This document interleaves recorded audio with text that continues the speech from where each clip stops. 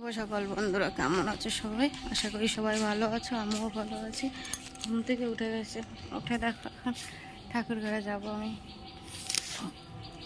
তার আগে কটা ফুল তুলে নেবো, গাছে কটা অল্প কটা ফুল ফুটেছে, ফুলটা তুলে নেবো। বাসন বের করে নিয়েছি ঠাকুর ঘরে।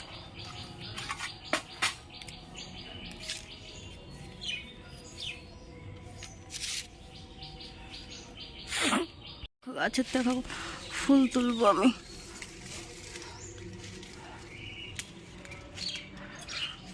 আজকে বেশি ফুটেনি গাছে ফুল, অল্প কটাই ফুটেছে। দেখো আমি ঠাকুর ঘরে ঢুকে গেছি, এবার ঠাকুর ঘরটা পরিষ্কার করে নেবো, এই সাইডটাও পরিষ্কার করে নেবো। দেখো এবার আমি ঠাকুর ঘরটা মুছে নেবো।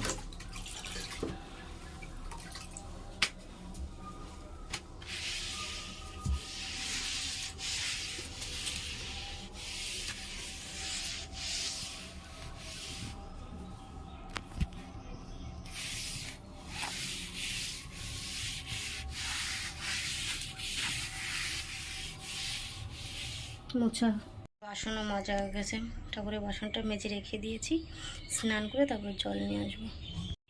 এবার বাসি গাছগুলো ছাড়বো, সব ঘর উঠোন সব যাদব থালা বাসন রয়েছে রাত্রে, সেগুলো সব ধুতে হবে।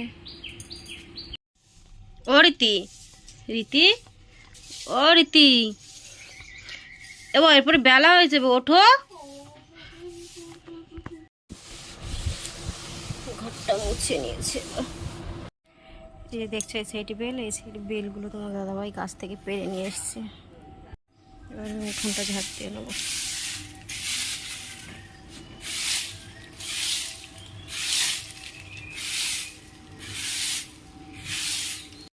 এবার তুই বাড়ি আসছিস কিসের জন্য বা? হুম, ও আন্টি এসছে পড়াতে। আচ্ছা এখন থালা বাসন মেজে নিয়ে এসছি, এক গাবলা থালা বাসন। এবার থালা বাসনগুলো সব সাজিয়ে সাজিয়ে খেতে হবে। এবার আমি ব্রাশ করব, ব্রাশ করে স্নান করতে যাব।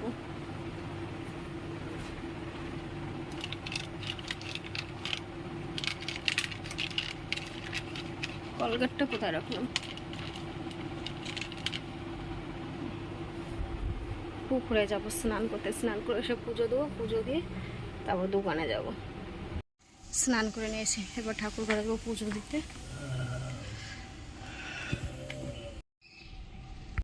দেখো পুজো দেওয়া কমপ্লিট আমার, তারপর এখানেও পুজো দেওয়া কমপ্লিট।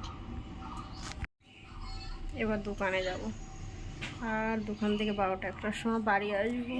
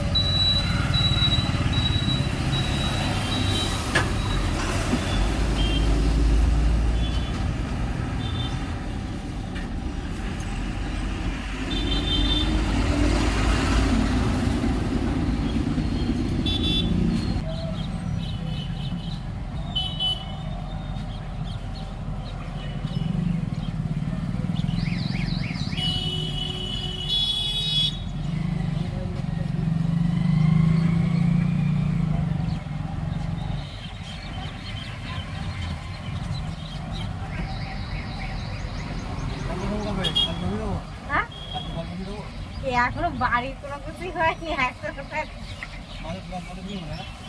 শ্বশুর মারা গেছিল না, শ্বশুর মারা আজকে 3-4 মাস হয়ে গেছে। ওই সেই সময় বন্ধ করেছে দোকান। তারপরে হ্যাঁ